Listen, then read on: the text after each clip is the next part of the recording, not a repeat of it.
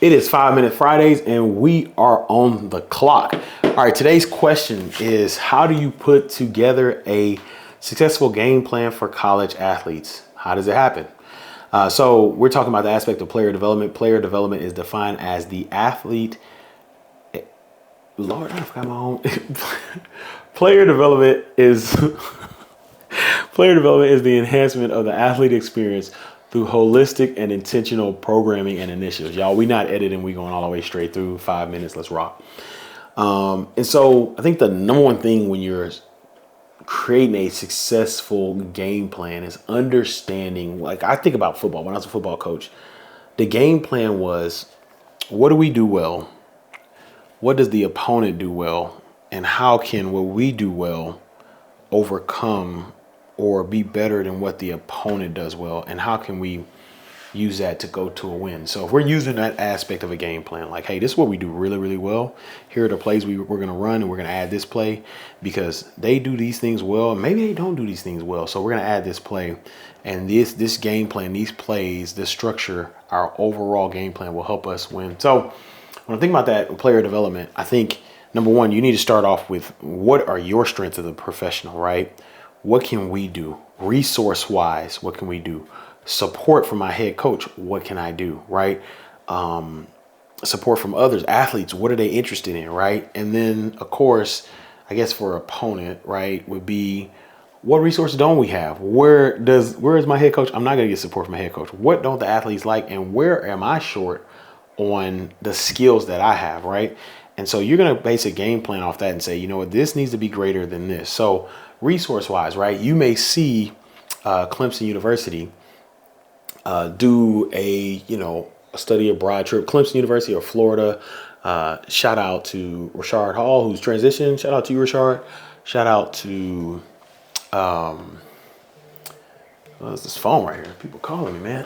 Shout out to Savannah Bailey, at Florida. Happy belated birthday, Savannah. But you see them go different places. You say, I want to do that. Well, if you're looking at the game plan, your resources may say, all right, we can't do this. We got to do some stuff that is essentially free, or some stuff that we need to get done this way. And so you're looking at that and you're saying, hey, this is the best thing that we need to do as a program and as a staff, right? And then you look at what you can't do, and you say, you know what? Yeah, we can't go overseas, but maybe we can go in our own city or the downtown area and have a career fair, right? Or you look at, okay, what is my head coach going to support? He's always talked about former players. He's always talked about getting them here, whatever it may be. Cool. So if he's talking about former players, let us then go out and create something with the former players. Once again, we don't have the financial resources to create a big thing, but what if we invited former players back to practice, which they'll most likely come to? Let's give them some gear and let's give them 20 minutes to talk to our players who are interested in the field that they're in right now.